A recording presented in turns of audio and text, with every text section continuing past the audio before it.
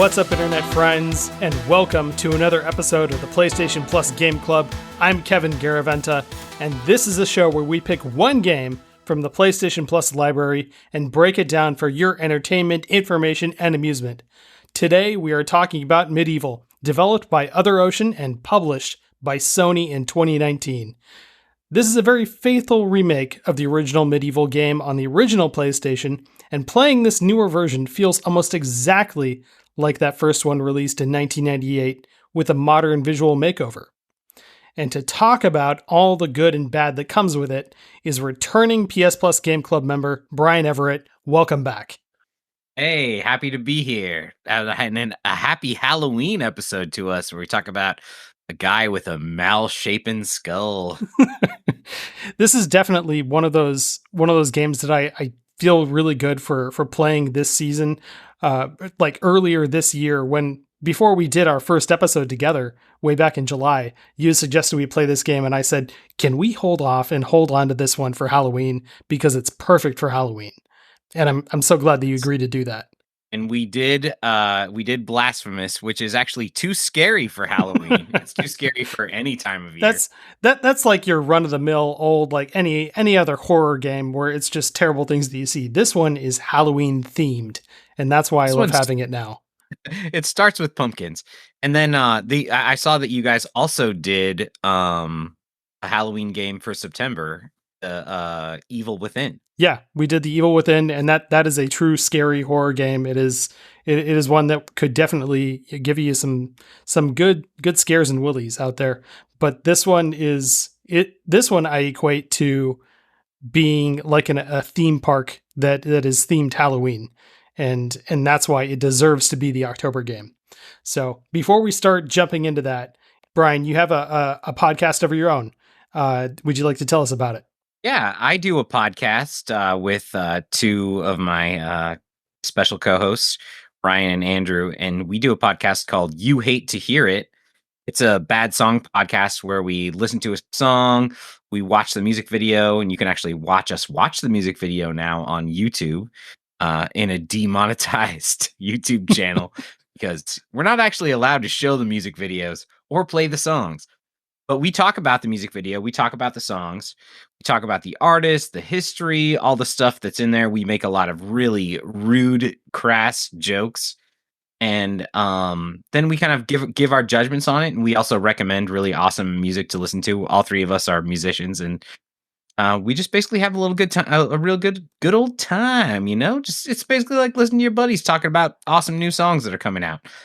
Or you get to talk about older ones that come out a long time ago. Like the last episode I just listened to was the All-Star episode by Smash Mouth, and man, that was a trip down memory lane. I loved hearing you guys talk about that, the song and the music video. It was a great episode.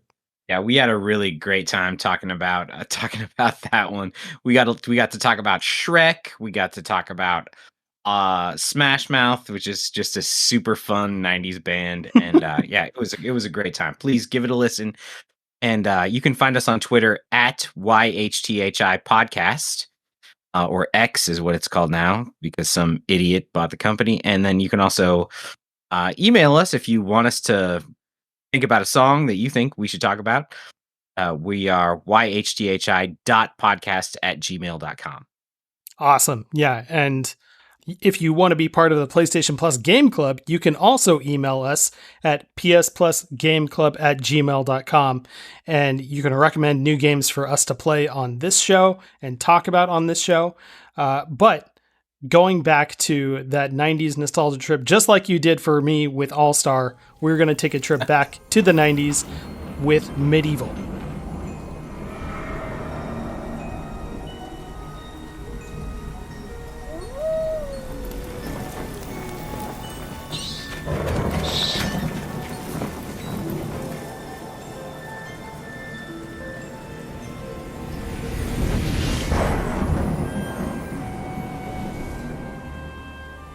I feel like we have to start talking about this game when it comes to the theme and explain the presentation. This game is a remake of the 1998 game, and it is about a skeleton who was killed during a war against a warlock and has been resurrected because now this warlock is back and is taking over the village or the land of Galamir.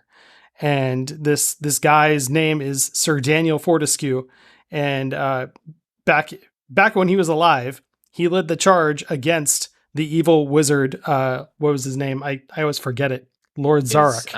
Arak. Yeah. No, yeah, no, it is what's the game that was the great like PC text only adventure? Oh, like EverQuest, was that it? Or was I it? think No, it it was was. it was like Stork or Vork or Slork. Anyways, Yeah. his name is an anagram of that plus an A. Oh, Is what really? I is what Okay. Zork. they So it was Zork, and then they just added an his A name into is it. Zorak. Yeah, Yeah. so the bad guy's name is Zorak. Yeah.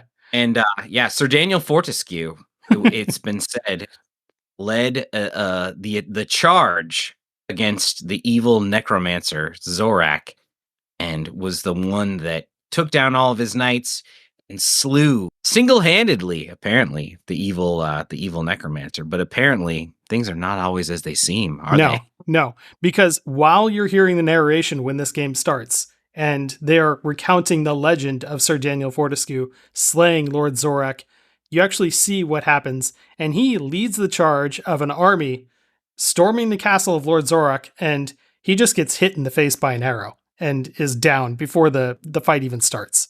Yeah, he, And he gets he gets an arrow through the eye. The first arrow of battle goes right through his eyeball, and and he that becomes just a little bit part of the story. yeah, he just whiffs the whole fight though, and goes down, and then somehow becomes the legend of Sir Daniel Fortescue. But when he wakes up at the beginning of the game in his crypt, he's missing an eye and also his lower jaw. So he just kind of expresses himself through gestures and grunts like a cartoon. And The voice yeah, actor does a hell of a job. he really Hell, does. I mean, A plus, no notes.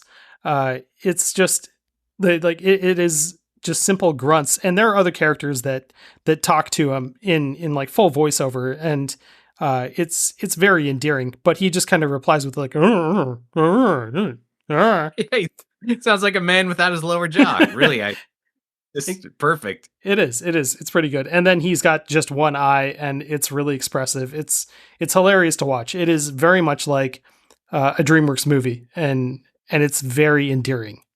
I love it. Yeah, the whole vibe starting like right off with the intro as you come in, and it's basically like a camera working its way through the graveyard as they're showing you on tombstones, medieval, all spelled out. And then in the original I watched a lot of like comparison videos, the PS1 versus the new release, and there's way more pumpkins in the PS1 intro. So Yeah, I will say yeah.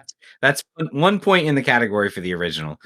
And it kind of takes you by the sign and then these evil pumpkins, and it takes you to him in his crypt to start with. And then the one point for the remake is he gets up and he reaches into his eye socket where his eye is missing, and he pulls out this like purple goo, and he looks at it and he's like, ugh, and he just tosses it away. Yeah, yeah. And you brought up the PS1 version, and how you went searching for videos of that on YouTube. Here's a small Easter egg for when you beat the game, you unlock the original PS1 version that's included in this remake. So you can select that and try it out. And it's amazing how after playing this version, how good it feels to go back and play the PS1 version. That's how closely they recreated just the feeling of playing this game. And that's a good and bad thing, I feel like. But it feels fantastic, and it feels really easy to jump into after you get used to playing around with Sir Daniel Fortescue and in the PlayStation 4 version. I mean, the whole idea behind this is just like there's something so fun for the people that had played the game before to be able to go back and then see it like there's kind of this whole thing about like the way that you first experienced those games before you had any idea that video games could be so graphically competent and graphically complex with all these different layers, lighting, all the different things that the new version adds. Back, when you went and rented this game, I think I rented this from like an Albertsons, and it was probably a little bit scratched up. Yeah. And I put it in, and I was just like, I thought the game looked like I thought it looked like Nightmare Before Christmas. I thought it looked like Beetlejuice. Yeah. At the time, I was just like, these graphics are so fun and enthralling. And then you kind of go back and you see like, well, they were absolutely bare bones. Most of the stuff that's happening on the walls is just, how they'll render like a wall and it will just be like a brick pattern, Yeah. and then the brick pattern will have like a skull on it. And now this version will have like a giant skull that's like poking out, and it's like 3D, like a relief. All these other little details, the lighting, the torches, the shadows, all this stuff. But at the time, you never would think, like, it wasn't an expectation that it was going to be that you'd want that. So we were just like, God, this is fantastic. It looks amazing. Yeah. Now I look at it and it's like, okay, and Dan is a guy he's got 3 colors. His head is made up of about 8 pixels. His eyeball in the new one is like a big round orb with a beautiful blue iris and like light reflecting pupil in it. In the original, it was just like a round circle with a black dot in the middle. Yeah. Yeah.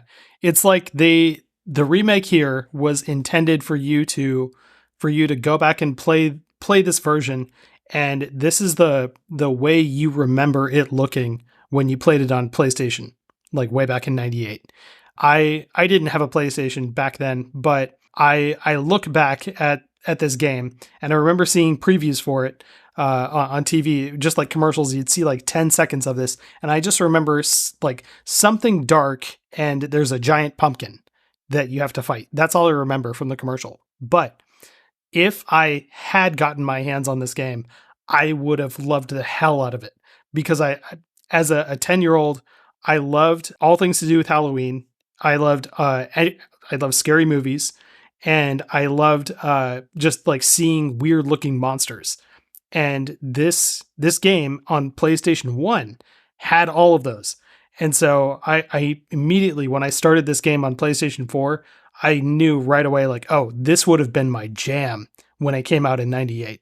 And I think, let's see, 98, I would have been 14 and I would have loved the hell out of it. So, how old were you when you got your hands on this one? Yeah, I mean, I got a PlayStation 1 a little late in high school.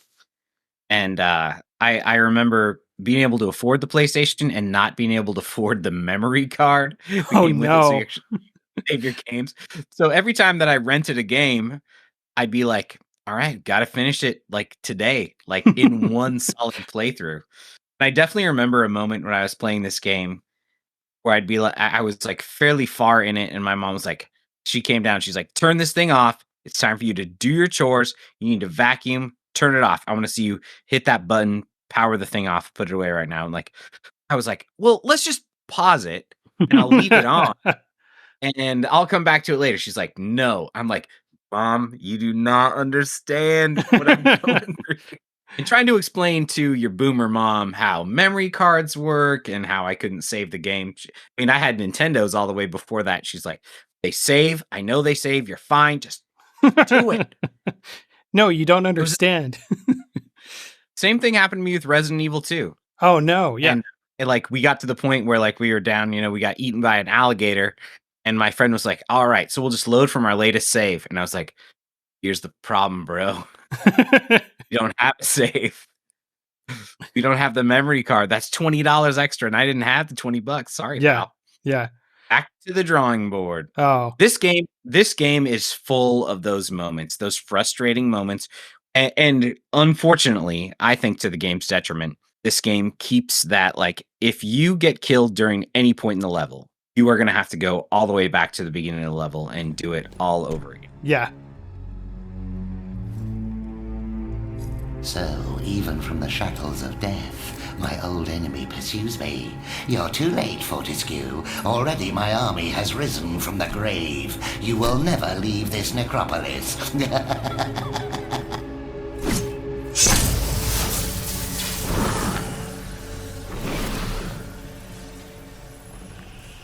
But yeah, let's talk about some of the gameplay in this, because you play as for Daniel Fortescue. He wields whatever sword, club, whatever weapon he's got in his right hand. Sometimes it's a crossbow or a bow and arrow, and then in his left hand he can hold a shield. You run around and you fight zombies, monsters, like bats, whatever it is that is in the level, and you can't really lock on to characters. And I've noticed that after I have started playing Dark Souls games, per your recommendation, trying to play this is a little bit harder. And I played this before I got into like any game by From Software. So when I came back to this and started playing it, it was actually harder for me to play because I wanted to have a lock-on feature for enemies and focus on which one I was going to swing my sword at. But now, like without that, because that's not in this game, I just run up to an enemy and swing wildly and hope that I can hit them enough times to kill them. And also, it's frustrating that you block with R1. That's the button you use for blocking. And from all the other Dark Souls games that I'm used to playing where you have a sword and shield, you're supposed to block or parry with L1, not R1. And so it just kind of makes it really hard for me to play and block shots with a shield, even though I want to a lot. The clunky controls, I think, and they held on to those. They're just like, let's keep this. We want it to be, as close to the original feel as possible. Really, that's what it was about. It's about keeping the feel. Yeah. And so the frustration of managing the odd button combinations is definitely just part of the fun, I guess. But for me, it just felt really frustrating. Yeah. Yeah. Oh, okay. So let's talk about some of the levels that you go through, because they all have their own theme too, which I love. So it is like going through a theme park that has like each of their own attractions for you to stop and stare at and see. And they do almost everything you can think of when it comes to various themes that have to do with Halloween. But the first few levels are in a graveyard, and there's like Dan's Crypt, that's one level. The graveyard, where there's just zombies everywhere. Cemetery Hill, where you have to climb this hill that has a bunch of rolling boulders coming down it, and more zombies. And then Hilltop Mausoleum, that has a bunch of imps inside that steal your weapons, and there's like a ghost that's playing a piano in there that you have to help out. But I thought it was a lot of fun. Yeah. This is a great introduction to the character of the game itself, and some of the characters that are in it, including Lord Zorak, who is at the top of Cemetery Hill, taunting you. How did you feel about the intro to this game? I absolutely enjoyed the whole cemetery. I mean, starting out in just like a hilly cemetery filled with zombies that you kind of make your way through. And I mean, essentially, there is not much to the combat besides just like you hit the button a lot. Every enemy that you engage with is also going to give back to you a little bit, which makes the game just like be hard. Yeah, You're constantly losing life. And a lot of times you're like, how did I get hit? There's really no way for you to not get your ass chewed up by these zombies or anything else that's coming your way. Like the parry doesn't really work. The block works sometimes, but like it's basically you're just getting attacked by these hordes of mobs. And I think the mobs are really fun. They're really fun to look at. I love the beginning of the game when he starts to kind of like he enchants this little town. Zorak does, the evil guy, and these three people, like these like just rubes, these big fat town idiots, get out of their bed, and there's one big fat guy, and he gets out of his bed, and he's huge, and he's holding a butcher knife. Yeah, and his wife gets out of the bed, and she's huge too. And I was looking at the YouTube like comparison. And I was remembering that when she gets out of the bed, she actually has these huge pendulous breasts. and they move independently of her character model too. It's so weird and gross. Ridiculous looking. Yeah. The third character in that video though is the daughter, and we'll talk about her later, but all three of them together, hilarious to look at. Got these great. And then the rest of the zombies are fantastic too. One thing that between the original and this one, the original had these zombies that were very like George Romero-esque. You know, they were like their heads were falling apart and eyeballs falling off. And then this one, the zombies are basically just like green glowing like guys. They look like they look like very cartoonish, and they're like a lot more fun. Yeah. Their AI is a lot more interesting to deal with, because instead of just wandering around swinging their arms back and forth, they actually like walk right at you. Yeah. You fight your way through this first part. These first, I guess it's kind of like you said, it's like the first 3 levels. Yeah. And then Zorak is just like, he's talking to his 2 little gargoyle pets. He's just like, it's your guys' job to defend this last little part of this world. You've got to kill him. And they're like, all right. So what their job is they spit these lava balls that you then have to like avoid, jump over, and then move out of the way of. And in a very like classic like platforming, which I thought was really fun. Yeah. And once you get to the top, you find these 2 gargoyles and you think like, I'm going to have to fight these 2 things now. And they're like, nope. They're like, we failed our lord. We have to kill ourselves. And they just blow themselves up. They just self-destruct. It's just very, very much kind of like, well, I thought I was going to fight you guys, but you know, you made it hard enough to get up this hill, and I've lost half my health getting here. So I'm rather glad that I don't have to, but still, I was expecting a challenge. Thanks a lot. It was one of those moments in the game that was just like, all right, yeah, I see where you guys are going with it. So then you get up into the hilltop mausoleum at the top of Cemetery Hill, and you make your way through this one, and there are imps inside that can steal your weapons. And then when they steal them, they just hold them up above their heads and run around the room. But it's really annoying to just, like, all of a sudden, you didn't even realize they touched you. They're just suddenly running with your giant club or your giant sword, and you're kind of like, what happened? Wait a second. And what Dan gets left with, he just pulls his own arm off and starts swinging it at them. And that one was another moment where I was like, oh my God, like, dude, just, you've got 2 other weapons. Pull one of those out. Don't use your arm. Yeah, it's just setting the tone for the game. Just how like quirky and weird it is. Yeah, and how much of a cartoon it is. And then at the end of the Hilltop Mausoleum, you have to fight the stained glass demon. And this is one of those fights where it's like known for its toughness. Yeah. It is like enchanted, and he's throwing shards of rainbow stained glass at you. And I thought this is like really creative the first time I fought it, so I enjoyed it. But it was that still boss plot too. Yeah, it was kind of weird and very imaginative and unexpected. Once you kill him, you get a key for the gate to the graveyard that just opens up the rest of the entire game. And when you beat that, first of all, you have to fight the guardians of the graveyard, which are 2 giant wolf statues. That fight was really annoying because like you have to wait for these wolves they're like 2 wolves that are circling you, and you have to wait for them to materialize because they're just ghosts otherwise. But you have to wait for them to materialize and then dodge them when they pounce at you. And you have about a half second to hit them before they dematerialize again into a ghost. And this was so annoying. I think this boss was like the one where I started to realize like, oh, they didn't take any of the difficulty out of this game from when it first released. And it is extremely faithful to how it once played. And the difficulty is really the type of difficulty that is like manufactured and artificial. Yeah. In a lot of the sports, it's just like, it's not a difficulty of like, you need to jump at like compared to the stained glass boss.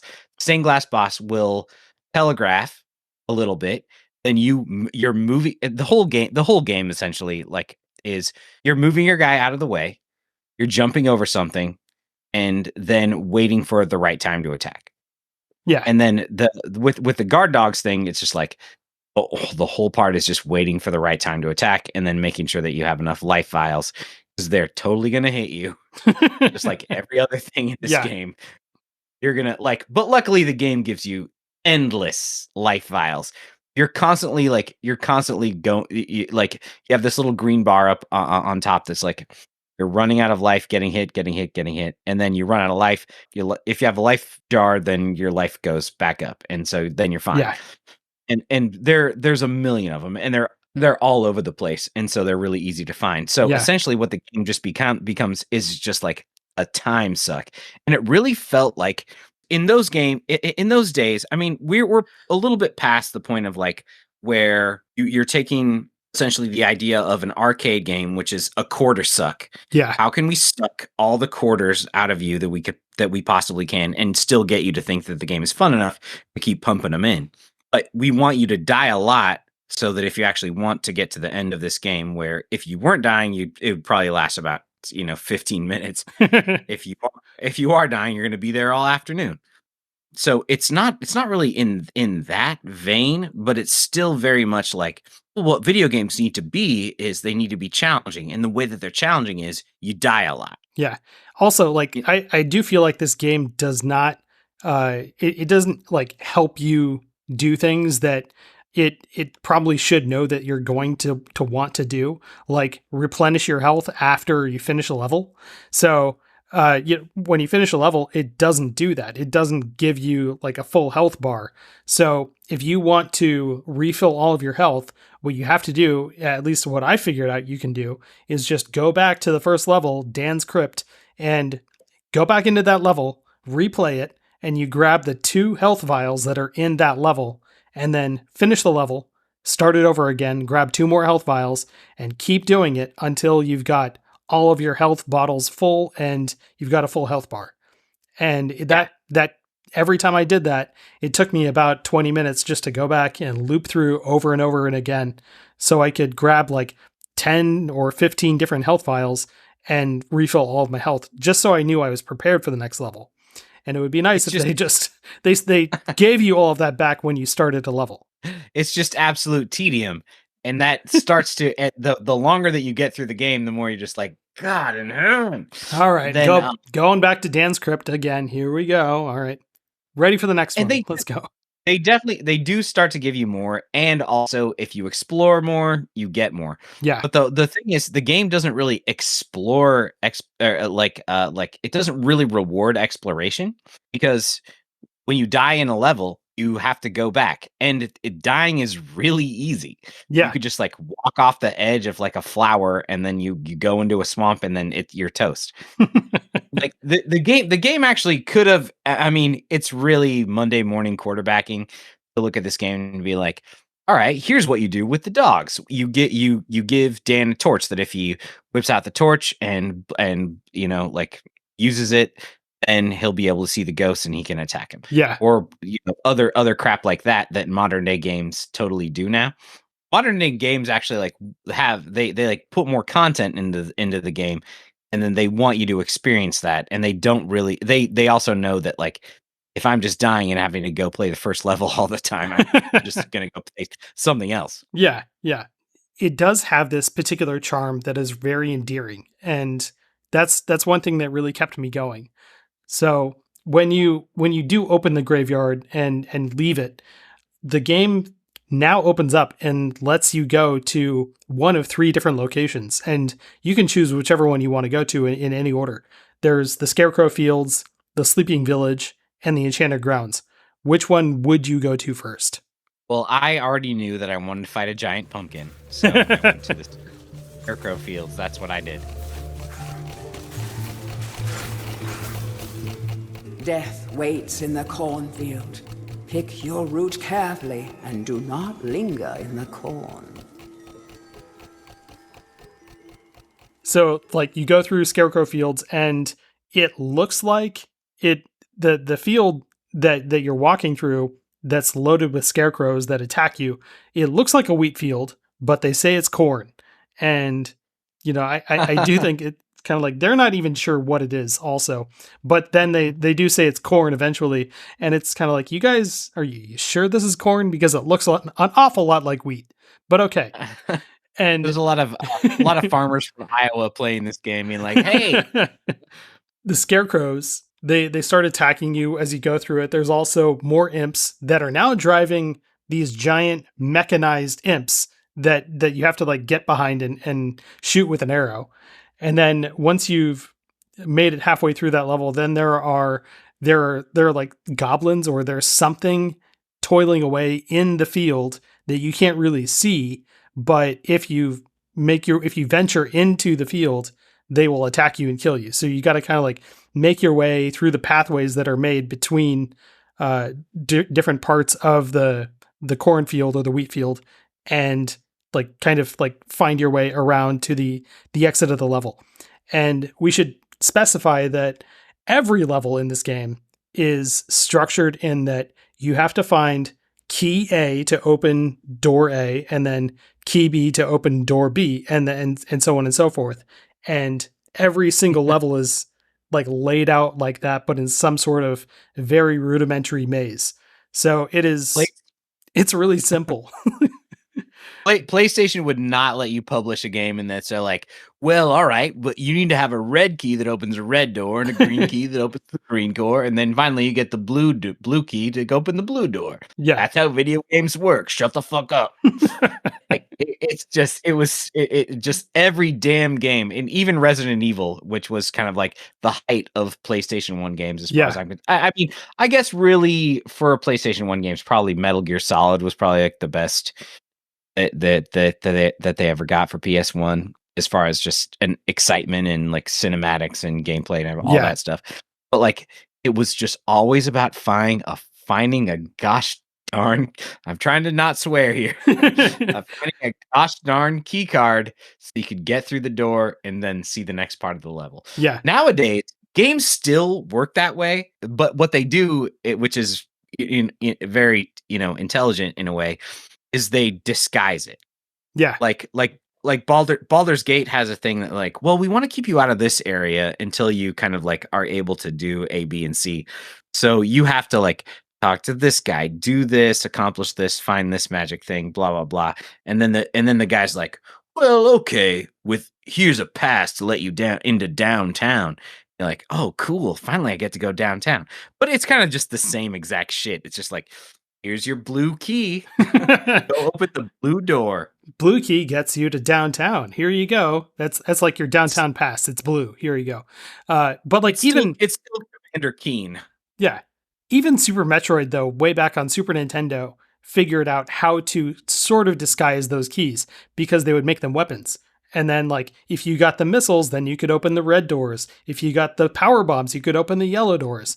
And like in this game, they're just keys. But like a Super Metroid's like the pinnacle of that genre of opening doors that you can like see but not necessarily get through by disguising it as weapons. Instead of an item, it's a skill. Yeah. Like now you can turn yourself into a little ball and zip through here. And then this game actually does have a couple of moments where you're like, well, I have a club and I can bash this thing. And then you can do it, and then you kind of get to something. But it always ends up being you work your way through a level. It is you follow the path, you kill all the things that are trying to kill you, then you get to the end, and then you get a fun cutscene. And for me, I was just always working my way to those cutscenes, especially the ones where you would get to see a former ally of Dan, who'd be like, who would end up making some joke about Dan being like, diminished in some way, like how he meets that woman, and she's like, well, keep your chin up. And he's like, hey. And he says it without, he says it in his great voice where like he doesn't have a her.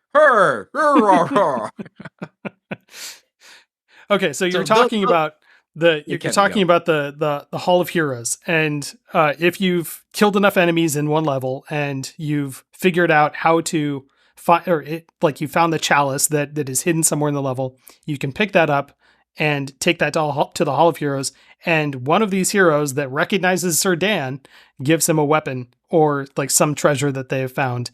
And every single level has one of these chalices that you can find.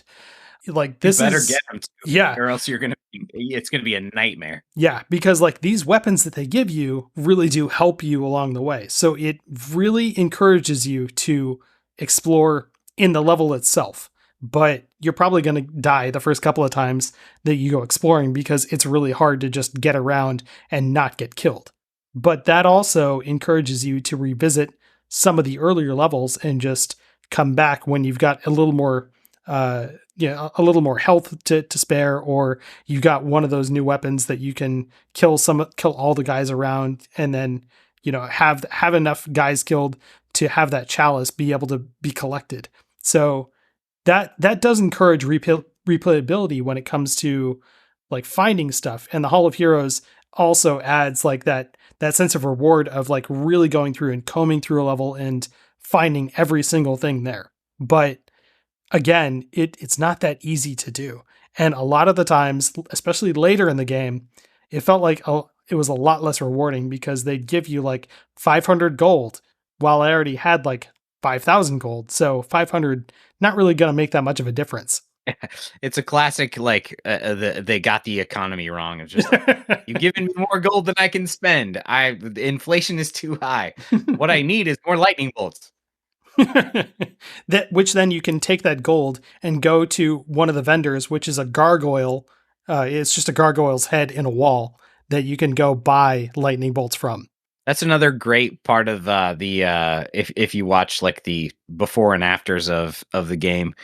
Like the PlayStation 1 gargoyles were essentially just like, it looked like a vomit pile of polygons with like a little like gargoyle face just sitting on top. Yeah. And we were all just like, that's a gargoyle.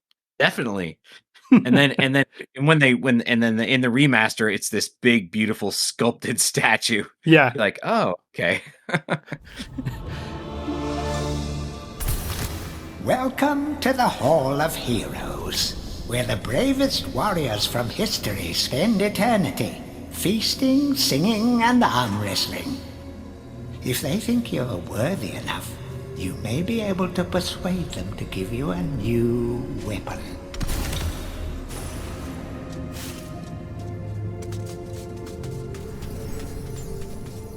Okay, so like you finish Scarecrow Fields and you get to Pumpkin Gorge, and there are big pumpkins everywhere that are like hefty looking pumpkins. And some of them bounce around and explode. Other ones will like grow vines that then allow them to walk upright like people, and they start to attack you. And if you beat all of them and make it to the next area, you get to fight the giant pumpkin serpent or the pumpkin king. I'm not really sure, like, what, because I saw a couple of different names given to this guy. But I was calling it the Great Pumpkin, a la, Charlie Brown, yeah. Linus.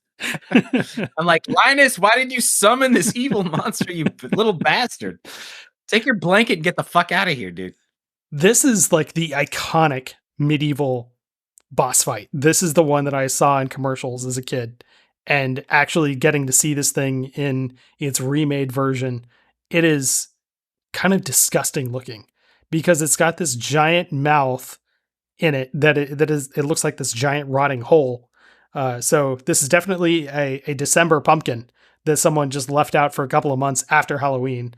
And or now, in Oregon, that would be a November the 6th pumpkin. They seem to rot really fast. Yeah. And then like the more you hit it, the bigger that gap gets, and it just looks more and more disgusting. But he's got like these giant vines that you have to hit, and then that like brings him down to your level and allows you to strike him. This was another one of those fights where I realized like, oh, I'm just going to tank a lot of hits and just keep hitting him as much as I can. And maybe I'll hit him faster than he can hit me, and I'll win. Yeah, you would really love it if there was a way to like effectively and logically dodge these attacks. Yeah. But really, in MediEvil, there's not. You're just going to get hit. Like you just have to kill the thing faster than it kills you. There were times And- where he would like take his giant pumpkin head and just slam it on the ground where I was standing. And those times I did feel really good for dodging those. And that was cool.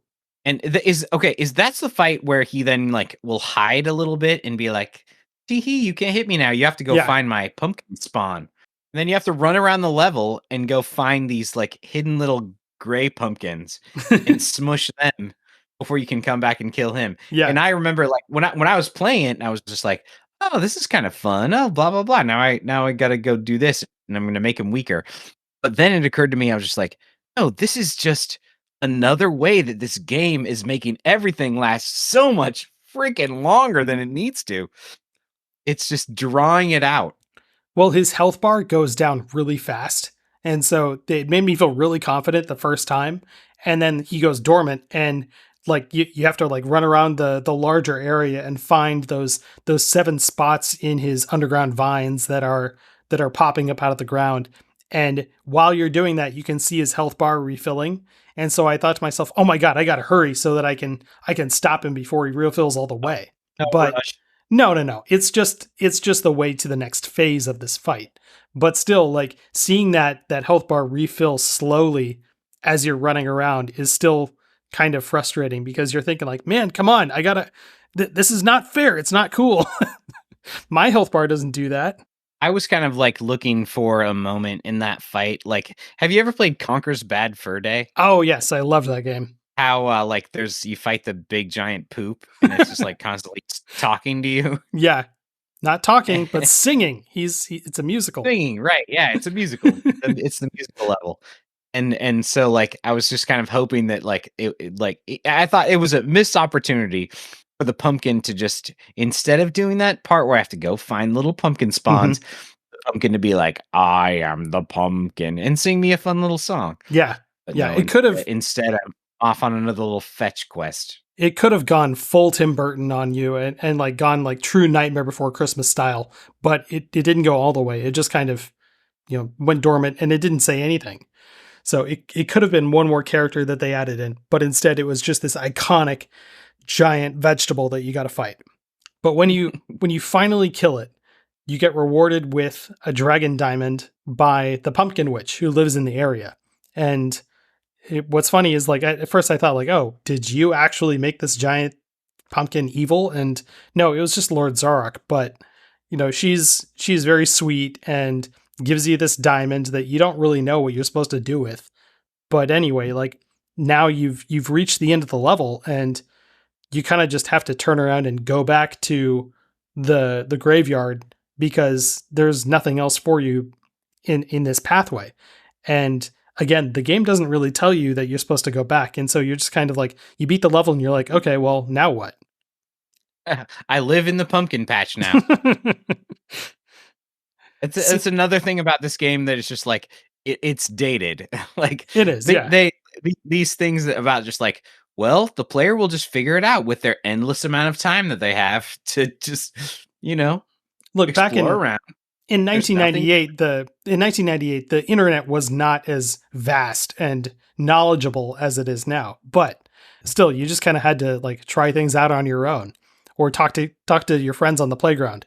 So if you do go back to the graveyard though, and you can take one of those other pathways to a different stage, there's the Sleeping Village. And this is where the family is that we see at the beginning of the game that gets possessed by Lord Zarok. And you actually have to run around the town. And one of the gargoyles at the beginning of the level says, do not hurt the townsfolk, even though they're trying to kill you. And it's frustrating to try and avoid hitting them and work your way through this level and find your way to the exit, as well as like pick up a few things that you need along the way. So having the townsfolk come after you is frustrating and also a little bit creepy, especially the daughter of that family, who is just casually walking around humming to herself, and she's carrying an axe, like a giant axe behind her. And when she spots you, she comes after you, swinging it over her head and cackling. I loved this little character because of how hilarious of a cartoon it was. the all of the art in this stage is absolutely fantastic. Just from the cobblestone streets to the walls, the lighting is fantastic. Mm-hmm. And yeah, just a super fun level. The whole idea of getting away from the townsfolk, and so you end up actually doing like a lot of platforming where you're like getting on top of the houses and to stay away from the things that you have to kill. Meanwhile, you've now acquired the broadsword, which is kind of one of the most fun weapons in the game, I think, because you can kill so many things at once with that. And you're like, I could smush these zombies so easy with the broadsword, but no, you have to be good so that you can get the fun ending where they'll come back to life. Yeah, yeah. But then eventually in the sleeping village, you can break into the mayor's house and grab the shadow artifact that he has in his safe. And you don't know what you're supposed to do with this thing. But so there's like mention in some of these in like the library in the town that there's like this shadow gate that holds these demons, and there's a key that is actually an artifact that you have to find to open the gate. Well, this shadow artifact is it, even though like you don't know what you're supposed to do with it. But the mayor had it, and you can break into his house and grab it. And then when you exit the level, you move on to the asylum grounds. And this is another one of those levels where I thought this actually looks amazing, particularly because what this level is a giant hedge maze. And there's like a guy that is his face is in the wall at one end of the maze. And his name is Sir Jack the Green. And he like poses these riddles to you, which then you have to go into the maze and find the shrubs that are like shaped of whatever the answer to this riddle is, and then go back to him and talk to him.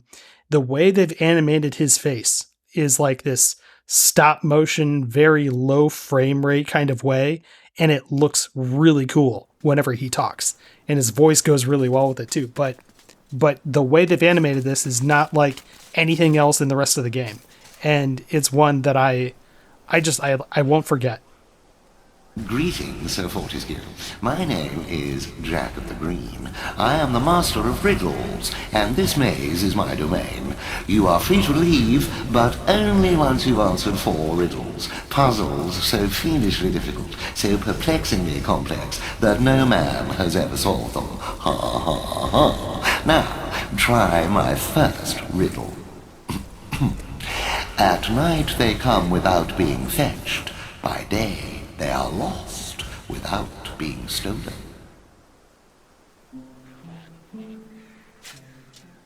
I really liked that voice actor a lot. And that, like, unfortunately for me, one thing that kind of like made the game a critique that I had like all the way through was the voice actor who did the main antagonist, Zarok. Like, Yeah. I felt like it was just such like a guy that was just like, all right, I'll record the voice acting for you. I'm going to bring my laptop in with me to the bathroom. I'm going to poop and eat a sandwich at the same time I do this. I'm going to be as lazy about this as possible.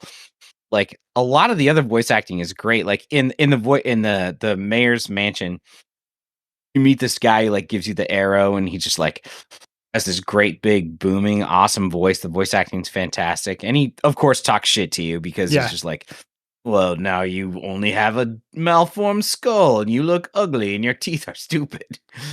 But like everybody else, and then he gives you an awesome bow. Like all the cutscenes with Zarok just felt like, all right, here's what I'll do next. I'm tired of losing to you. Now I'll summon an evil guy to kill you. Like, it just doesn't feel great. That voice acting in this one really just like in that the maze level was fantastic.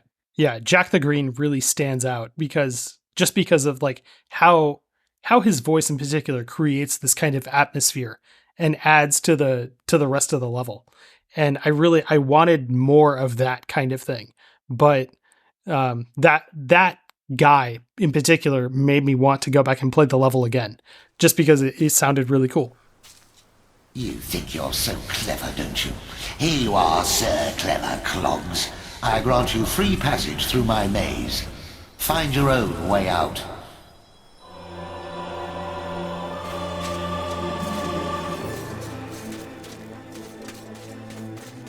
When you beat the asylum grounds, inside the asylum, this level was like probably the most old school level in the entire game that I could think of, where it is just a gauntlet of rooms where a ton of guys come out and attack you.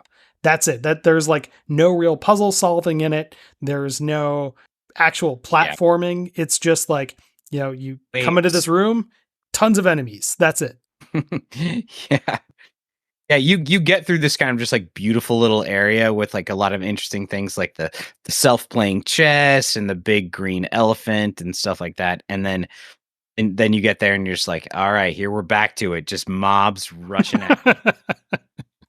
It is such a turn from like one of the coolest levels to like one of the most rudimentary levels. But what's funny is that like I imagine that in the older version there was like there was like a little bit more to this as well, because I also tried out a bit of the PSP version that has just recently been released on PlayStation Plus Premium, and that version has a boss at the end of this level, and so it's kind of like weird that what is it is just this big guy that you have to trick into running into the walls, but the PSP version it just has a lot more added to the game because it was another remake that they did back in 2005. Finishing this level though, at the bottom of the asylum is the town mayor, and he gives you a key to some other level and then leaves, and he also gives you a dragon diamond, and now you've got two of these, and again, don't know what to do with them. And also at the end of this level, you just got nowhere to go. So again, you go back to where the graveyard is and try and pick that third path. But it's just funny how like they were so close to understanding like what like a central hub game might be, but like they couldn't really figure out like exactly how to do it very well. And a couple simple things like there's a little diamond that if you touch, then it takes you back to where you need to be to go to the next part. Like, would be just so helpful.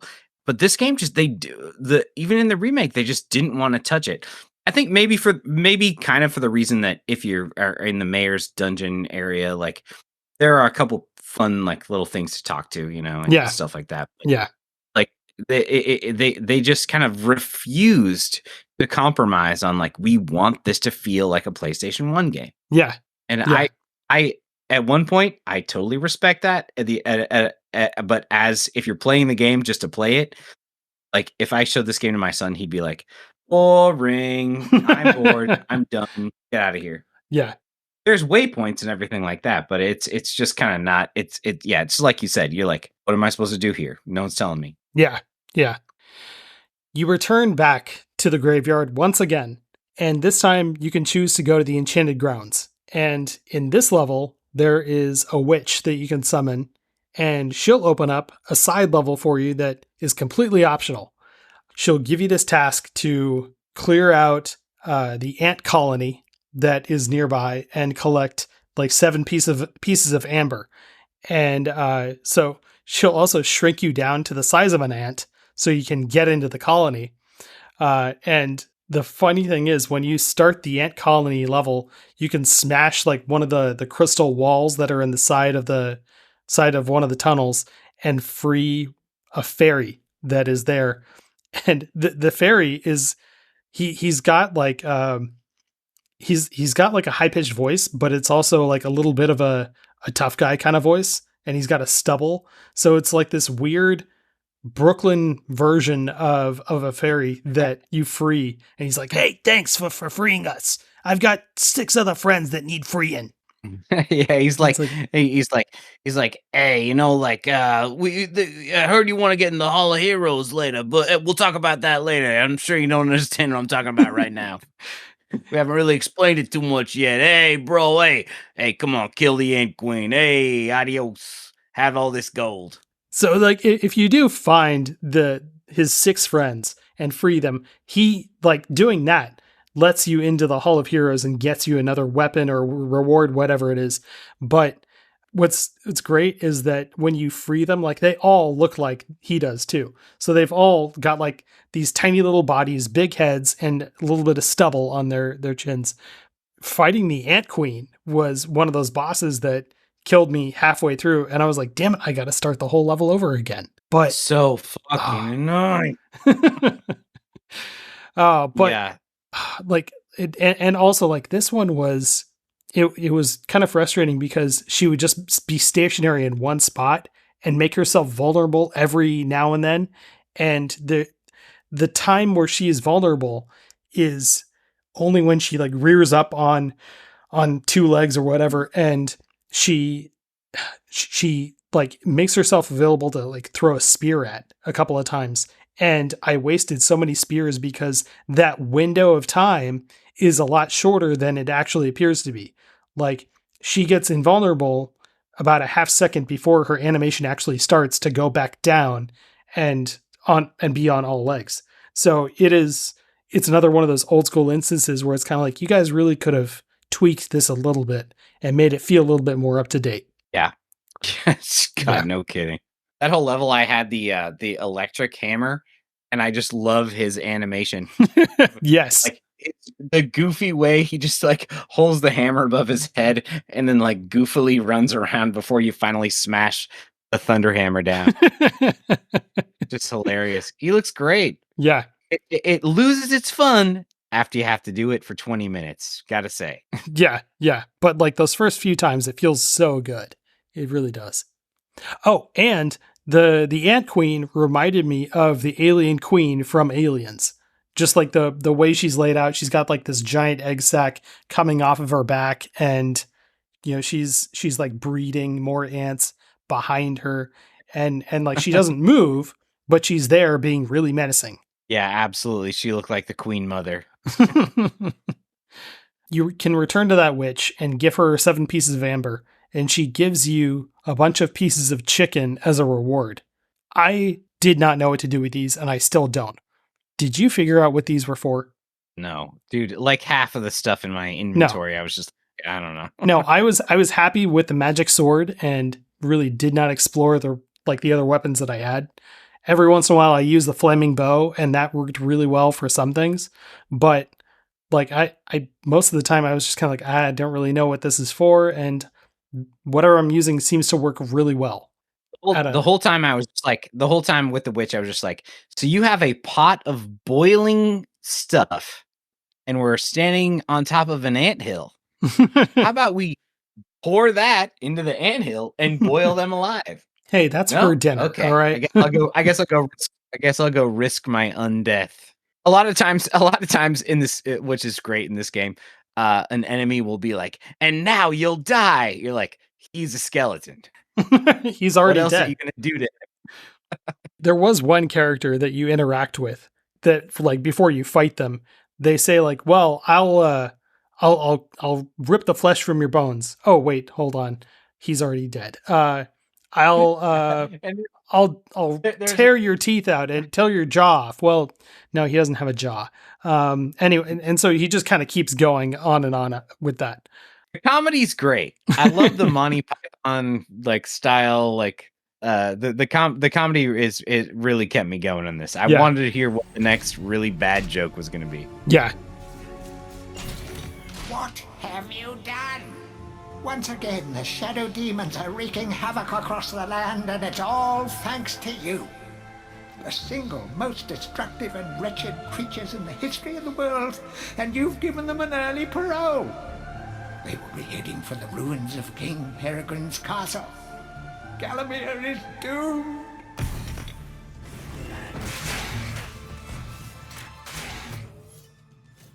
After you beat the Enchanted Grounds, you've accidentally opened up the demon tomb and released all the shadow demons. You've moved on to the pools of the ancient dead, where there are a bunch of armored guys walking around, and instead of hitting them to death. You have to like push them over into the water where they drown. That's kind of morbid. But then you move on to the lake where there's a town of Melamine that has been like risen up from the bottom of the ocean after hundreds of years, and you get the riverman to take you there. So there's like this giant whirlpool that you have to unlock using all of those different colored keys and go down under the water. And going through this like water tunnel at the bottom of the ocean was one of those moments where I was like, man, this looks really good. This is quite beautiful, especially in 2023. It still looks amazing. Yeah, it did look good. A lot of the stuff looks great. Though all the water animation definitely looked good. Yeah. Yeah. And I can see like that's where some of the best improvements have been. So it is great to look at, especially in this one. And I really wish there had been more of the level underwater. It was just like that like 15 seconds that you spend walking through the tunnel. That's it. You're one of the few gamers ever who's wished for a water level in a game. Hey, sometimes they're good. Mega Man X had a really good water level. Well, sure, because he could breathe underwater because he's a robot. So did Donkey Kong Country. I can keep going. And donkeys breathe underwater? Wait, that game wasn't really about a donkey, was it? Oh, no, I don't think so. I think Donkey Kong was... Anyways. Yeah, anyway. Was that the part of the game where you have the awesome boss fight where you're like, awesome. And when I mean awesome, I mean awesomely frustrating, where you're like on the chessboard and then I think actually we skipped over this, but like where there's demons squirting fire at you. Yes. So, like there's chessboard like floating above an abyss. And if you go on one side, it will like tip over and you will fall off. So you have to like kind of like keep the balance. Like it really reminded me of a little Mario 64 action. Yeah, yeah. So it was the boss of the Enchanted Grounds that we skipped over that. So like they're the demon twins, and they're apparently sisters because you can read up on them in the game's lore. But like they spit fire at you, and then every once in a while on this giant chessboard that you're standing on, they'll tip it one way and then tip it really far the other way, and you kind of have to compensate for that. That was one that I felt really good at not dying on the first time, but still, like it felt really old school. And thankfully, when you've got your range weapons equipped, Sir Dan just auto targets them, so you don't really have to worry about aiming. But still, it's frustrating to try and get him to shoot in the exact direction that you want him to. He never does what you want him to do. That's just a given in the game. Yeah. The controls are garbage. Well, it's a PS1 game with just PlayStation 4 paint. That's really how I look at it. Like at the end of the day, it really still just feels like that old game. Greetings, stranger.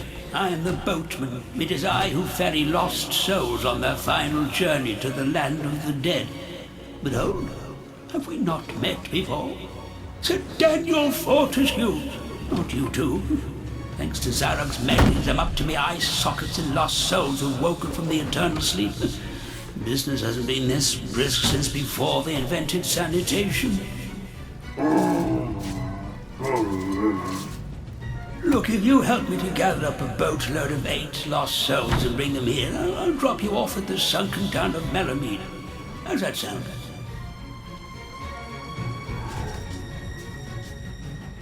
So like after the lake, there are the crystal caves where you fight your way through these. There are giant rhinotars that are trapped in the crystals that spontaneously break out whenever you get near.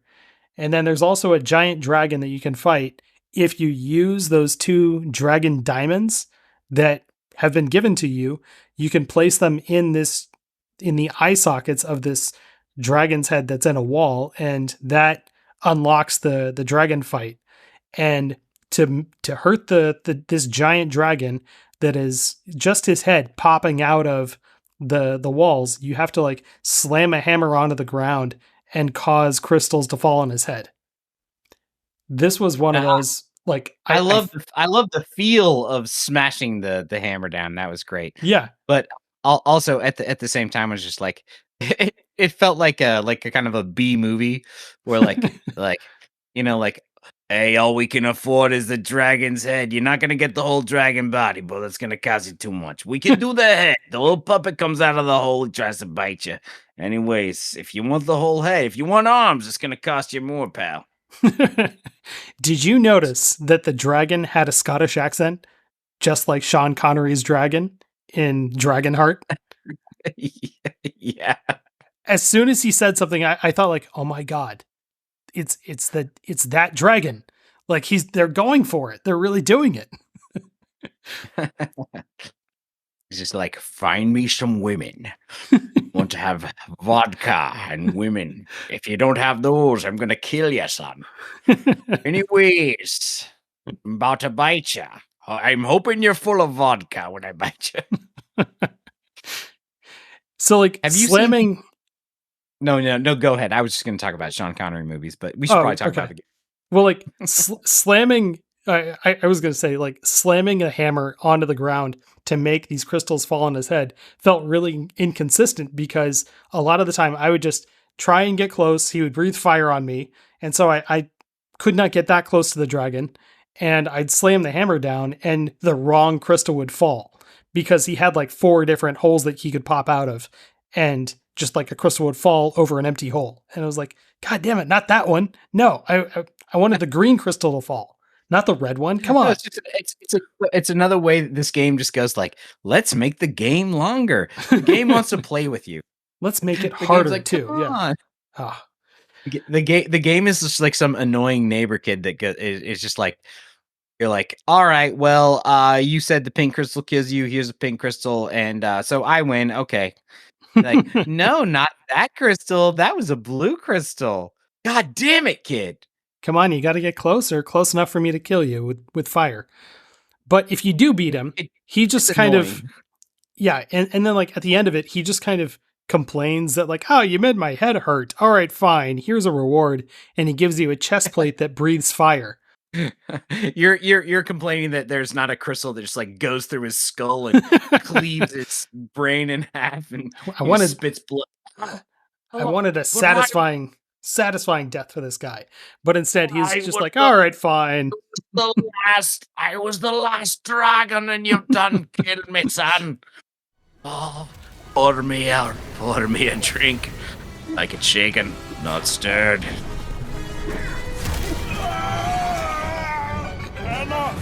I yield.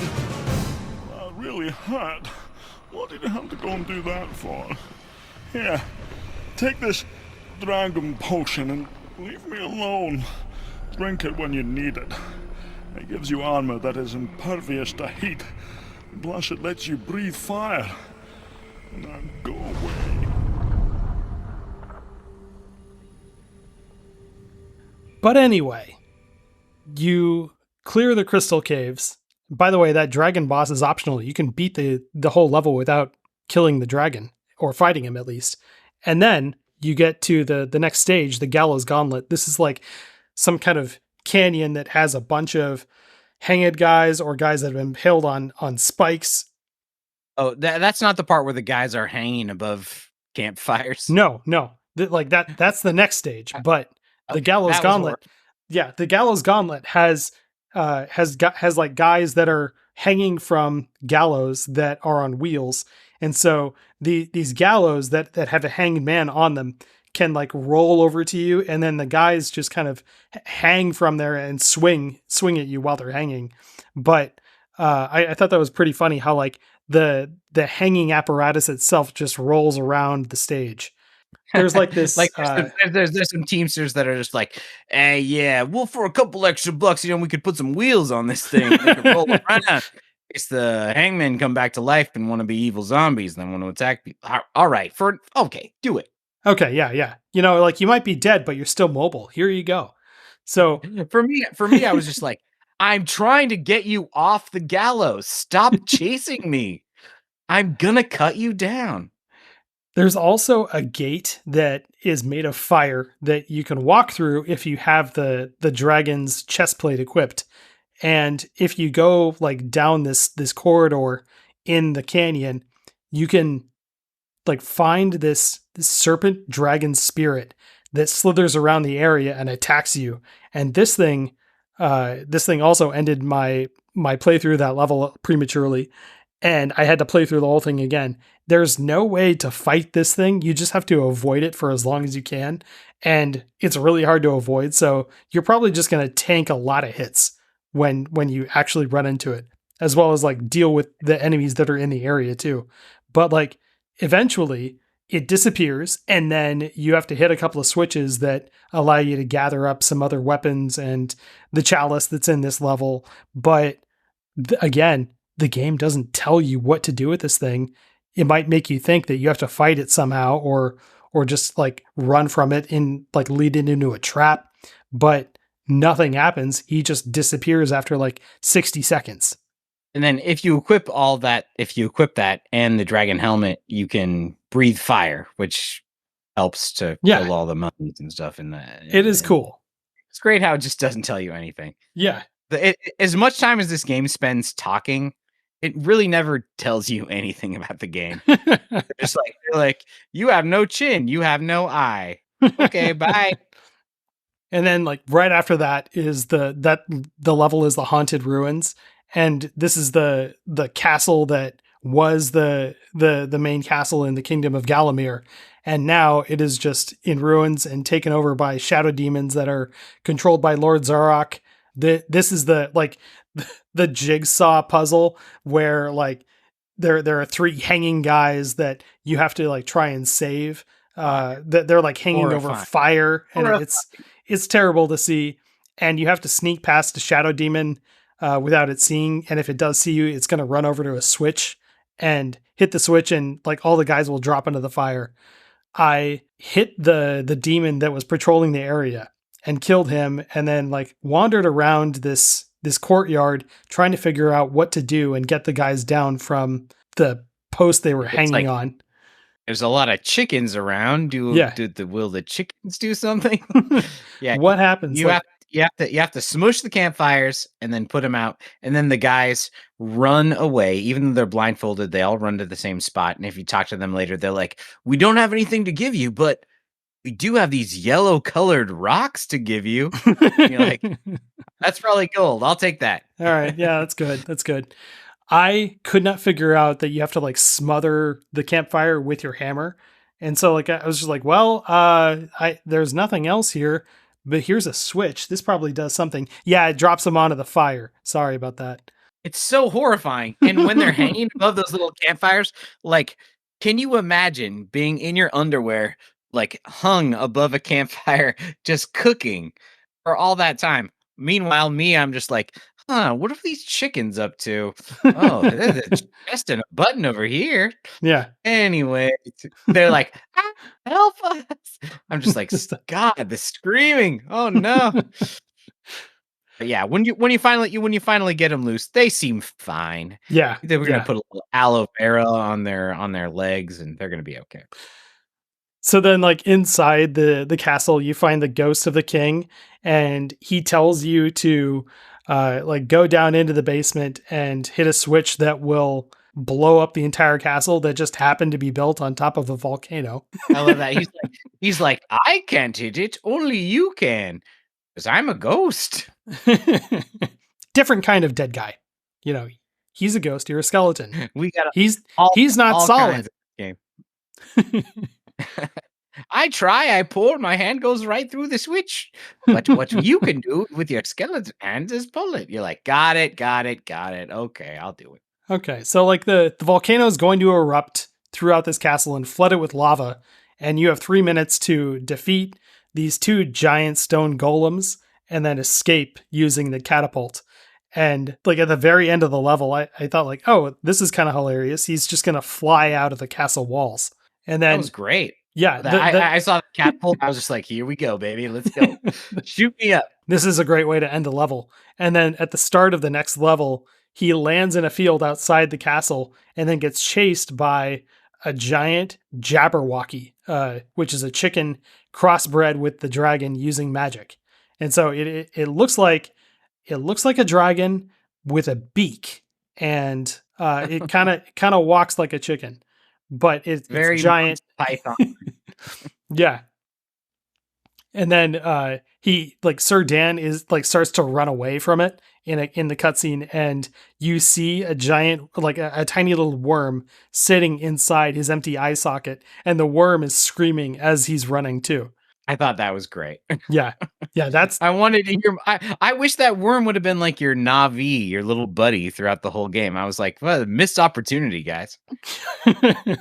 The actual level starts when he gets rescued by a vulture. The vulture picks him up and carries him off this cliff and drops him on a flying pirate ship. And there's like a giant skeleton captain at the other end of the ship that you have to fight your way to and eventually fight as a boss. Annoying. I love the idea of the level. I love the idea of here we are on a ghost ship. I'm like, could we have cut out the last 8 cave levels and just done pirate ghost ship? And then the fact that the boss fight is essentially just like another one where your health is going down and you just have to do things fast before you die. The stuff that you get to do fast, though, is actually pretty fun because you can't hit the captain conventionally with your sword. Instead, you have to aim boxes in front of him. Yeah. But instead, you aim a cannon at him and then get the cannon to fire with whatever fire weapon you have. And that will light the cannon and shoot a cannonball at him. And after you've hit him 10 times with a cannonball, he dies. And then you have control of the ship.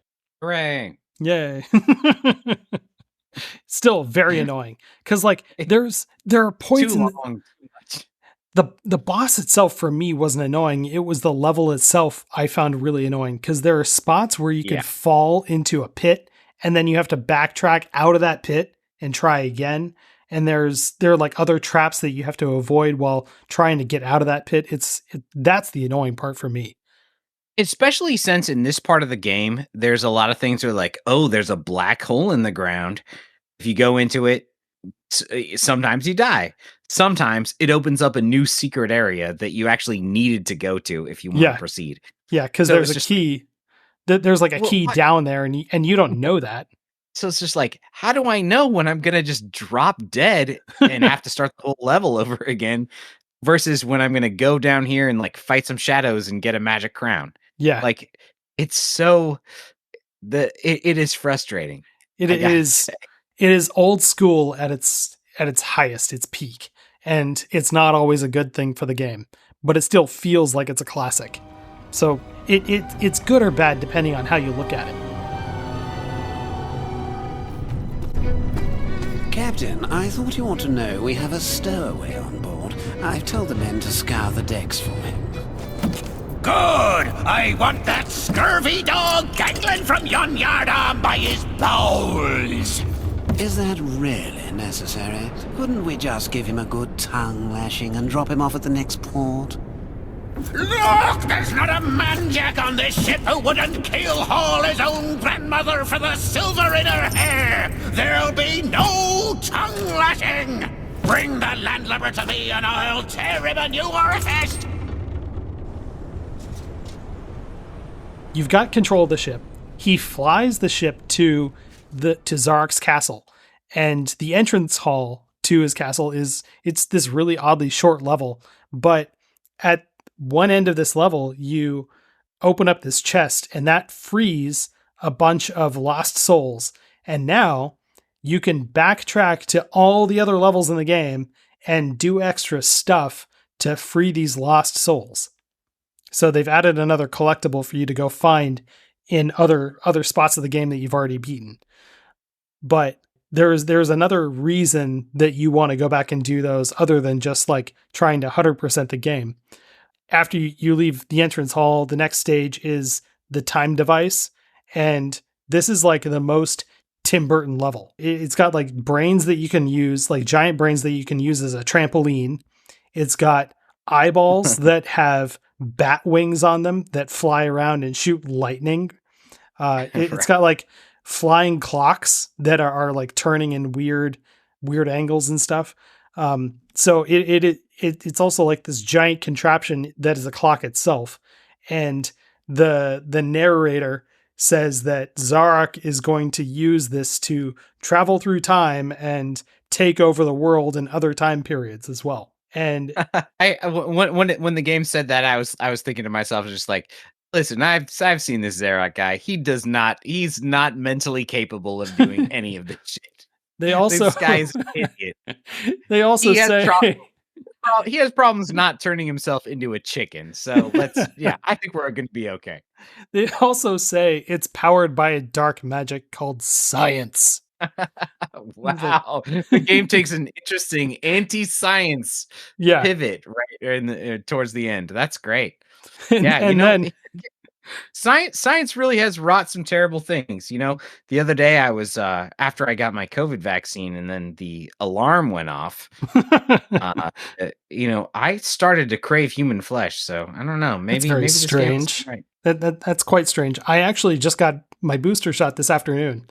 So I'm still feeling good. I haven't felt any mutations yet, but we'll see where this goes. Brains seem delicious to you or unappetizing? Well, those trampoline brains, now that I think about it, no, I'm good.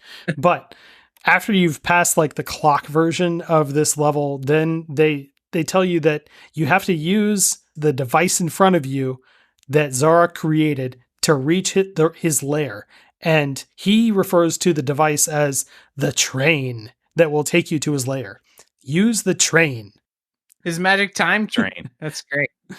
The train itself, again, it looks like a Tim Burton kind of set piece. But you unlock the gates and then ride this train to the last level.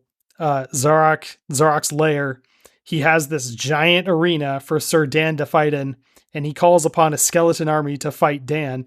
And you can call upon your own army made up of all the lost souls that you've collected to fight back. But, if you've played up to here and haven't gone back through the game and collected those lost souls, they probably won't survive the fight. And like this is another part where the game stretches things out and doesn't really need to, but it forces you to go back and play all the levels again and really explore things and do the extra things. Like an example is you go back to the sleeping village and you have to kill all the fish that are in a pond somewhere.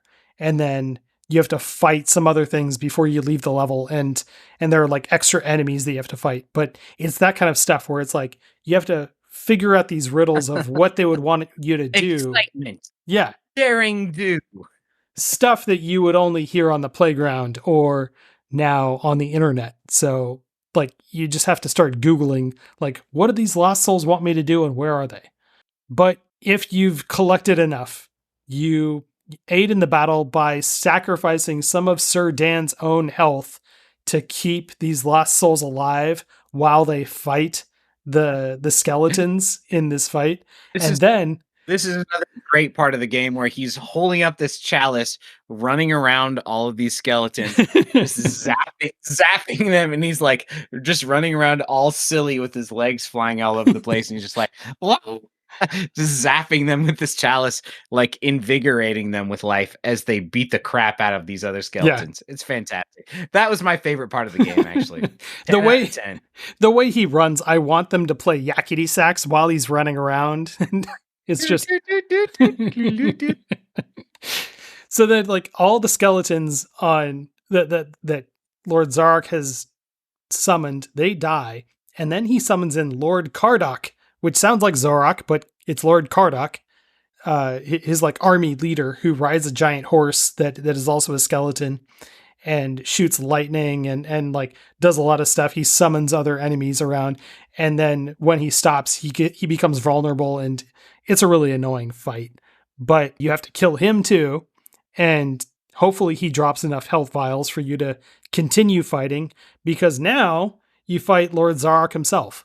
this is a great part of the game because he's basically like, okay, you killed my main defender. All right, hold on. And then Hang he on a just like second. goes into his little cubby and he's just like, all right, not that spell, not and then like he goes, okay, not Not so that he's one. obviously turned himself into a chicken, and then he like is like, not that one, okay. And then he comes out and he's a dragon and he's about to kick your ass and he's just like, and I'm gonna kill you and eviscerate you and and I thought I got a lot of laughs out of that. I was like, I did too. I'm enjoying this. I did too. Like the whole time where he's doing this, you don't see him doing anything. The camera's just really up close on Sir Daniel, and he's just like looking around, and then he looks at the camera and kind of shrugs. He's like, I don't know. What's going on? That doesn't sound good. Okay. So this is an improvement from the original game. In the original game, in that moment, the camera is just on the empty doorway that Zarok has just walked through. And so it's just basically you're looking at like this black hole while he goes, oh, that's not the right spell. Okay, well, not that one. Oh, okay, this is the one that turns me into a dragon. And it's just like it lasts 45 seconds. Oh my god. I get what I've learned a little bit about like with these old games. I think gamers used to be a lot more patient. Yes. Well, like you had loading times and you understood that like things needed to like be set up in the game. So especially on the first PlayStation, like loading would take like a minute. And so you kind of just had to like wait for the game to get ready. You know, it's like watching a play. We were just used to sitting around waiting for bullshit to happen. Yeah. Nowadays, I don't think a gamer would really enjoy sitting for 45 seconds looking at a crappily rendered like doorway where the bad guy was inside doing magic, but you couldn't see it.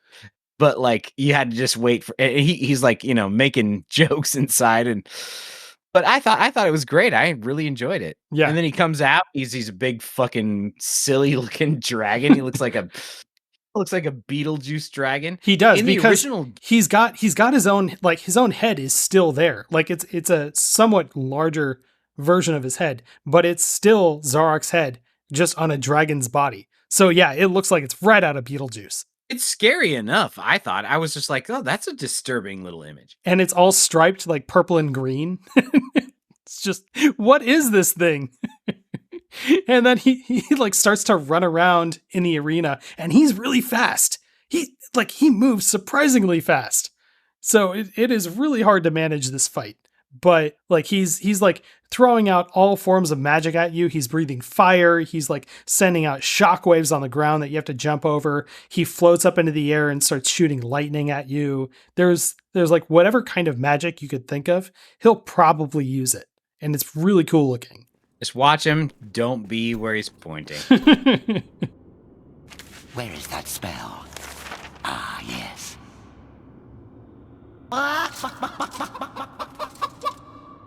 No, not that spell. Oh, not right now. Aha! Now I have it.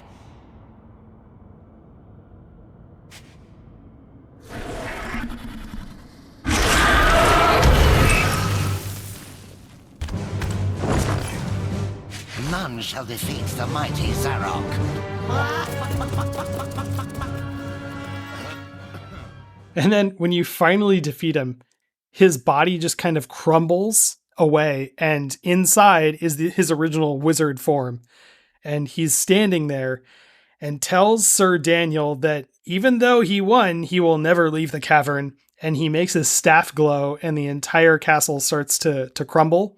But the first piece of rubble that falls, before the place is even shaking, the first piece of rubble that falls out of the ceiling crushes Zarok, and his hand is just like left out underneath the rubble holding the staff.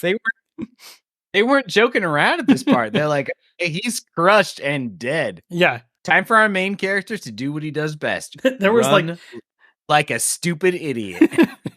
And there's like no theatrics to his death at all. It's just kind of like thunk. And it's like, well, that's it. Okay. Well, okay. It's totally that's the Monty Python, like, like classic British humor behind Yeah. this. It was great. Yeah. Sir Dan runs out of the arena and then gets rescued by the vulture from earlier, and it carries him away out of the castle and back to his crypt, where he watches all of the souls return to Galamir, including the sleeping village, and they go back into the possessed townspeople, and he wanders back into his crypt and falls asleep on his coffin for a long rest. It's very sweet. But then he finds himself walking into the Hall of Heroes where there's music playing and they're having a party, and everyone stops and the music stops. Like, this is a really awkward moment. Should he be here? But after that moment, he kind of jumps up on the table and does a few flips and lands in a chair at the end of the table and is welcomed by the other heroes. And then takes a big gulp of wine. Big gulp of wine that just splashes over his bare-boned chest. Because he has no throat, chin, mouth, or liver to process the wine. So I was wondering this. Is he going to spend eternity in the Hall of Heroes with everybody else, but is he going to be the only skeleton in the Hall of Heroes? Because everybody else is in their own human, like, ethereal form, but he is just a skeleton, jawless still, and with only one eye. He's kind of like getting the short end of the stick here, even in the Hall of Heroes. Yeah, come on. Give this guy his body back. Looking at his skull, it wasn't that much, okay, to give back. Like, he wasn't that great. It's not like you're giving this guy, like, a big advantage in the Hall of Heroes. He obviously was a very funny-looking person with a really weird head. Just giving back his flesh. Yeah. What's the big deal? It is a pretty sweet moment where the camera then pans out from the hall and then it goes up into the sky and you see Sir Dan get a constellation up in the stars. And the credits roll. Nice. It's pretty sweet.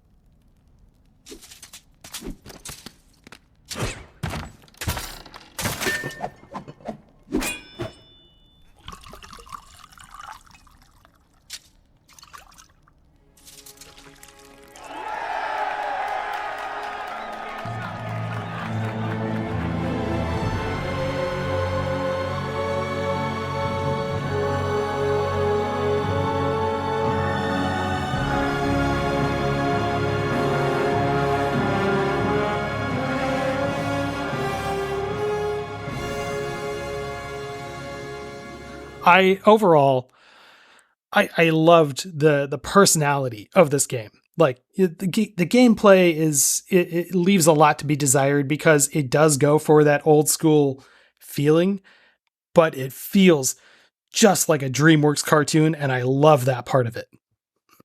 Yeah, I completely agree with you. Like, yeah, I love the idea. I love the idea of this as just like a cartoon. It is. It totally is. Yeah. We just like kind of like follow this weird creature through all these like fun adventures, meeting all these really like interesting bosses and NPCs. And I think a lot of like the stuff that happens in the cutscenes is actually legit funny at times. But then the gameplay happens. And you actually have to play it to get there and see everything. But still, it's fun to see. So in terms of like recommending this game, how would you rate it? Because I asked people to rate this game on a scale of not worth your time, or try it if you have a subscription to PS Plus, or if it's on sale, or is it like a shut up and take my money kind of game? I think this is a not worth your time. I think this is a kind of a little bit of a skip it. It's got a couple funny moments, like I said, like a couple enjoyable little moments, but at the end of the day, it is an absolute time suck. The game just makes itself go. The artificial difficulty like is ramped up to the point where like the game wants itself to be like a 30-hour game, where like if they did it right, it should be like a 4-hour game. I feel like, yeah, I do feel like they should kind of like, they could stretch it to maybe like 10 hours and you could have some fun with it. But yeah, it is overly long in that regard. It's just they just stretch it out too much, and most of it is just 'cause you have to die and go back because you have to live and go back and then free this other stuff. I think I think this game is great because it definitely probably has taught people how to like make a good game. It has a lot of really great bones that if you put them together in the right way, that it would be an awesome, super fun game. And I think this game is a great teachable moment for people that want to make video games. Like, but at the end of the day, it just takes it asks too much, and it Yeah. doesn't really deliver enough. It does ask a lot, and I feel like if you've got some nostalgia for old games, you could give this one a try, but there are better games out there that have been made in the vein of older games, and there are better improvements on the quality of life thing. Like you don't your health is refilled at the better parts of like the beginning of a level, rather than here, if you want your health refilled so you can have a fighting chance of getting through a level, you have to go back to Dan's Crypt and replay that about 5 times so you can refill your health enough to start a level. But like that's an example of the quality of life that could have been improved on but wasn't here. And yeah, there are a few things that do hold it back from being a strong recommendation.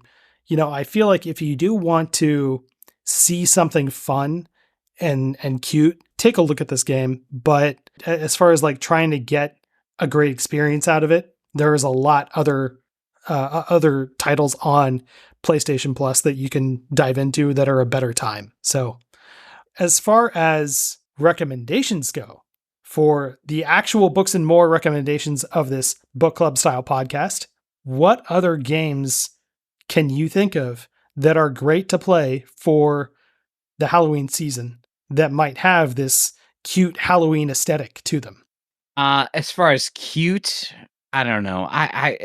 When it comes to horror, I just really love to go full bore. So I really love the Resident Evil series. I love the Resident Evil remakes, the new PS5 versions of the Resident Evil games, as well as the Resident Evil game where you're fighting a crazy cannibal family. Like, I think if you like horror, check those out.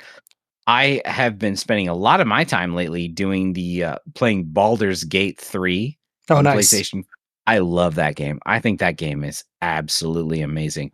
And then, you know, if you're looking for something maybe just like hack and slash where you're just killing a bunch of zombies, you know, why don't you go back and you might need to buy one of these, but if you don't have it already, but play Dead Rising on Xbox 360. That game was absolutely horrifying, scary as shit, and crazy and fun and weird. And I think I'm not gonna say that this game is like connected to that in any way, but just like, hey, you like fun, crazy horror stuff? You want a great Halloween game where like the moon rises and then you have to chainsaw to death people? Well, check out Dead Rising. You can in Dead Rising, you can run over zombies with a lawnmower, and that's one of the big highlights. I remember starting that game, and the opening to that game, like the first few scenes, you start out and then like zombies break into this shopping mall that has been barricaded with a few survivors, and as you're running to safety trying to escape these zombies, like there are messages that pop up screen on screen that say like Julie is dead. Rachel is dead. John is dead. And it's like, shit, what did I do? This quest is over. And it's like, wait, I just started the game. I'm already losing. What happened? Absolutely fantastic. Then there's a part in the game where you get underground and you can start running over zombies in an ambulance. Yeah. That game, Yes. that game, I think gave me some serious anxiety though when I was trying to play it, because it gives you this timer that you've got 3 days until help is coming. You have to save everyone that is being attacked in this shopping mall, and you've got a set amount of time. And I could not I couldn't play it relaxingly because I always felt like there was a timer that was coming, and I just couldn't do it. Yeah, I'd say that. Yeah, I completely agree with you. Yeah. Very, very anxiety inducing. Yeah. Yeah.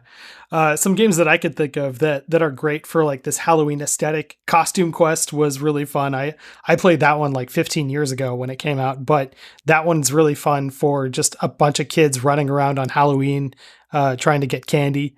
Let's see. I've recently been playing Death's Door, and that one it's not so cute as far as like Halloween goes, but it's a very like calm and somber kind of game. You get to play as a crow, and he's like a sort of a Death Reaper that goes around collecting souls, and you also get to swing a sword at big bosses, the really cool looking things. And again, they look kind of like Tim Burton-esque kind of stuff. So that's really cool. And then, games for the Halloween season. Like I love scary games. So I think I'll give the Dead Space remake a try after trying out this remake and not really finding it to be that great. I'm going to check out a different remake and see what that does.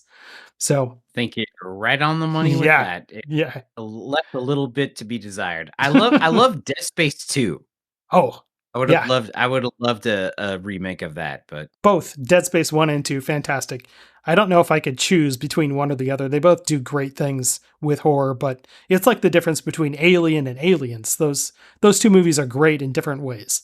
But I highly recommend those for your spooky season of movies and monsters.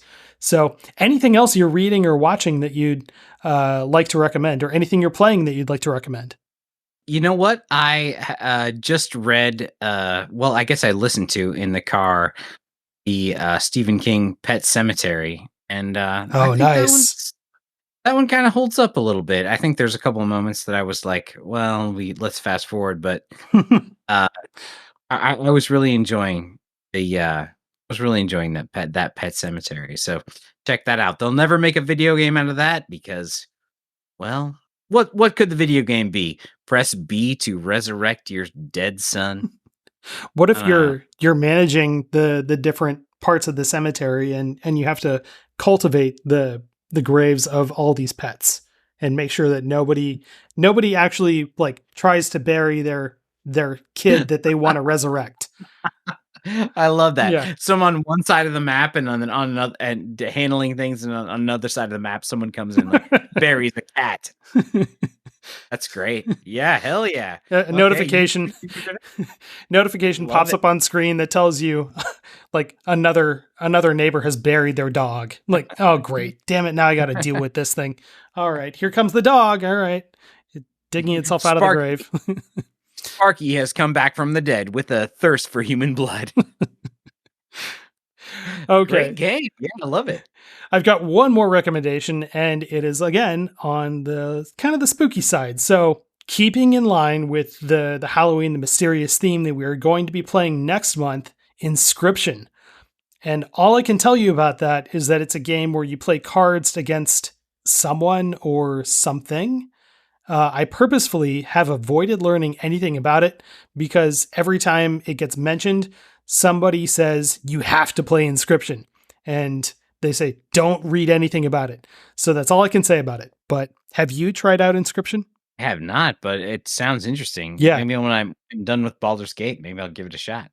Yeah, I'm kind of excited to check it out and just find out what it is that people were telling me to avoid. So remember that you can be part of the show by writing in to psplusgameclub@gmail.com to share your thoughts about Inscription or recommend any future games for future episodes. But until next month, when we talk about this mysterious card game, have a great day and have fun playing around. All has changed outside the necropolis. Paths go this way, paths go that way. Nasty, painful death waits round every turn and over every hill. Bon voyage.